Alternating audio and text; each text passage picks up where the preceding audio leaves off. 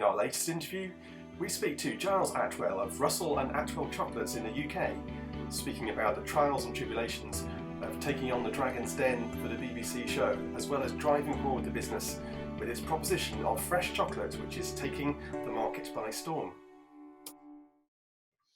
Our family business was a bulk chocolate business. Got bought eventually by Barry Callebaut. And so the family background was in providing bulk chocolate for brands and supermarkets and businesses to put on things and in things, So the majority of that business is not what I know, but the subject matter of chocolate is. And I created a chocolate business because it's what I knew what to do. It's what I've done for most of the last sort of 15, 20 years. And because it's kind of in the veins, there's this emotional connection to it. My dad is very careful not to intrude.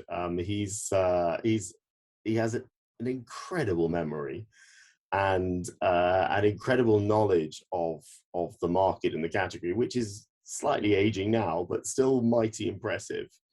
And so he's very helpful as a sort of very informal advisor behind the scenes.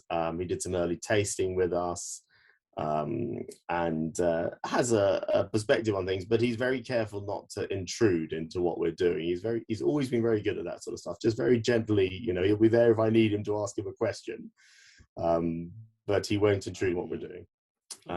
Things kind of came together. I ended up leaving Pladis or Godiva, part of Pladis, in 2019, and Steve, my business partner, left at a similar sort of time, and we started planning for something. He was a chocolate developer and I was a commercial person, and we started planning, what could we do in this market? What could we do that would interest and excite us?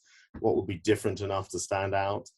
And so we hatched a plan to make fresh chocolate because based on a simple insight that if just about everything tastes better fresh, why are we still eating long life chocolate, which would be something of an anathema for 99.9% of your readers and people who connect into the industry. But our simple understanding of the industry is that the modern chocolate bar was invented at the start of the previous century.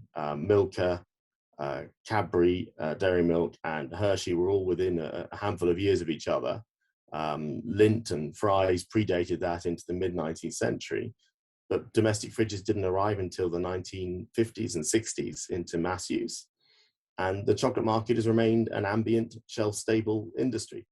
And we know just how good fresh chocolate tastes. So we wanted to bottle that fresh chocolate taste, bottle it, literally pouch it, bag it, and with a handful of high quality ingredients and see if we could create primarily a direct to consumer business at the start, but hopefully beyond that latterly.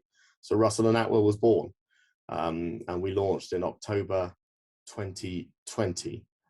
We were on Kickstarter in September and became the #1 backed food project in the world on Kickstarter within 48 hours. And it's been a bit of a roller coaster ride ever since, to be honest. And I think a lot of family members who sort of grew up with my grandfather, who I never knew, he died before I was born, and that chocolate business, it feels a very personal connection for them. So it's not just him. It's easy to forget that we ended up calling our business Russell and Atwell. So there's a lot of people out there who have the same name, who feel a real connection to it on Steve's side as well. Lovely. No, that's some good personal context there. And given all your experiences, what would you say that it makes the confectionery and chocolate industry an interesting one to be around yourself? I've worked on I've worked on everything from toilet cleaners to bird's eye frozen chicken to Schweppes soft drinks. Nothing behaves like chocolate. I love working in chocolate. It's an absolute delight. It's a really special category to work in. It has almost universal consumption. Just about everybody loves it. It is one of the most enjoyable categories and engaging categories for consumers. And it's huge. And all of that together make it, mostly a joy to work in. It has all the usual trials and tribulations of price rises and all sorts of provenance and etc. questions like so many categories do. But at its heart, it is deeply loved by most people. Indeed, no, I can relate to that. I think there aren't that many people out there who don't like something chocolate related. There's so many products now for even those who are the most picky out there. So there you go. So that's brilliant. And just coming on to the topic of Dragon's Den there, what are your thoughts coming out of that? It must have been quite a pressure cooker of an experience, would you say? I mean, to be honest, didn't find it very pressured. And I don't want that to sound kind of conceited or anything, but I've worked at a relatively senior level for a number of years in chocolate. Steve and I, we know our stuff. So we went in knowing our stuff. We did a lot of work, a lot of homework to make it sort of sound easy when we were in the den itself. But we know the category, we know the business, we know our stuff with our business. I watched every episode that moves on Dragon's Den before going on. So you can anticipate 95% of the questions that are going to be asked. And we went in not being desperate for the money, which I think puts you in a strong position so that you're not there desperate for stuff. You have enough self-confidence and experience that if they ask you a question you don't know the answer to, you don't bluff it. You just say, I don't know. And you're fine with that. Steve took a bit of persuading to go on. When we were plotting the business at the start, he said to me something along the lines of, just so you know, I won't do anything like Dragon's Den. I just don't want to be in front of the camera and all this. And I just sort of thought, you know what, I'm not going to fight him on this. I kind of think we should keep our open for this, but I'll just leave that. And then when we got called by the BBC, which makes us sound more special than we are, because they call lots of businesses, they trawl things like Kickstarter and so on. I said to Steve, we've got to park our own wishes in this, because I don't have any desire to be on telly or anything like that. I think anonymity is a real pleasure, to not be recognized and to be able to get about your daily life without people pointing at you and looking at you, sort of thing. So I don't need that or want that. But I said, for the sake of the business, we should probably do this, because we're going to get seen by a lot of people, and we're going to be able to tell our story about chocolate, our personal story, our story about our business. So I sort of won Steve over, and he has no regrets today. I mean, we went in with what have we got to lose? What's the worst could happen? We look like idiots. Well, we'll look like idiots then. What can we do, Oh, marvelous. And how do you feel about having got that deal there? That must mean a lot to you, starting the venture up or continuing the venture. Sorry. The money was actually the one of the smallest of our considerations, because it's not actually a lot of money, and we've given away quite a chunk of our business to get that money. What we've got is two people with very different skill sets helping us grow our business. Peter Jones with the retail scene, and Stephen Bartlett with the online scene, and that's fantastically helpful. And what we've also got, because we were seen on Dragon's Den, and then the following night we were seen on Gogglebox, is we've been seen by probably not far off 10 million people in a period of a week. And for our little brand, and we are still very little, that money can't buy that sort of stuff. We certainly couldn't have afforded it. Steve there. So how is the rest of the business comprised? Do you have a number of other people working with you, or what's it? Do you outsource your production? Or?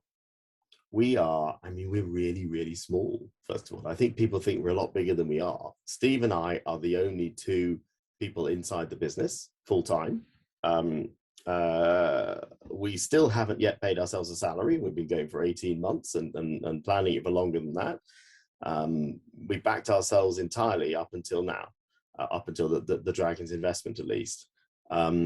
So we have a number of freelancers who help us day to day on everything from sales to website to social media and so on. We have the product is made to our recipe for us by a third party who were my grandfather's very first customer in 1921. They bought a single 7-pound block of chocolate, and my dad met the current owner of the business as a young chocolatier in the 1960s. So we've had that connection for a long time now with the business, which is absolutely lovely. Then I think that fresh chocolate is one of the several futures of chocolate. If you look at other categories like pasta, for instance, 30% of pasta today is fresh. In a supermarket, if you look at juice, I think it's closer to 40 or 50% of juice sold is fresh. So I think that fresh chocolate is part of the future for chocolate. And, having worked in what we call long life chocolate, but what anyone else calls chocolate for a number of years, there's nothing wrong with those products. There's nothing wrong with a traditional chocolate bar, but fresh chocolate does taste better. I wouldn't disagree with that, and I think it's like anything, it's it's something that's fresh. It just stands to reason that if you process it well and handle it with care and it's fresh, then it's got to be a good thing. So yeah. I mean, wine ages beautifully and tastes better as it gets older, good stuff, and some cheese does, Parmesan and so on, but just about everything else tends to not improve. Sorry, in terms of the tests for the company with regard to general market conditions being tough out there with supply chain issues and just general price rises of ingredients out there, is that impacting on you at the moment? I mean, we have all the challenges that any businesses that you'll talk to will be having. Inflation, commodity price rises, challenge to get skilled labor and so on. We have all of those challenges that everybody else has. I think as a smaller business, we are less affected by the new HFSS legislation that is coming because we're under 250 people. Nonetheless, and I think actually in many ways that will help a premium brand like ours with a high quality product, because I suspect that in the longer run, chocolate will become a bit more of a luxury and a bit less of an everyday, and people want to be a bit more choiceful when they consume it, because prices will very likely rise, because an awful lot of chocolate in mainstream chocolate at least is bought on promotion, and that will change. One aspect I've been writing quite a lot on, indeed has consumed a lot of my time, has been in terms of sustainable sourcing and ethical sourcing.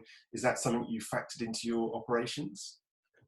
The short answer is yes. I don't think you can start a business without having sustainability as an important part of it. I think if we're really honest, and I had a conversation with Forbes a couple of weeks ago about this, we place taste at number one, and we place sustainability at number two in terms of things. So above all, we want to go for amazing taste, and we will do it as sustainably as we possibly can. Now that leads us to making a choice, for instance, to have organic, fresh cream in our chocolate.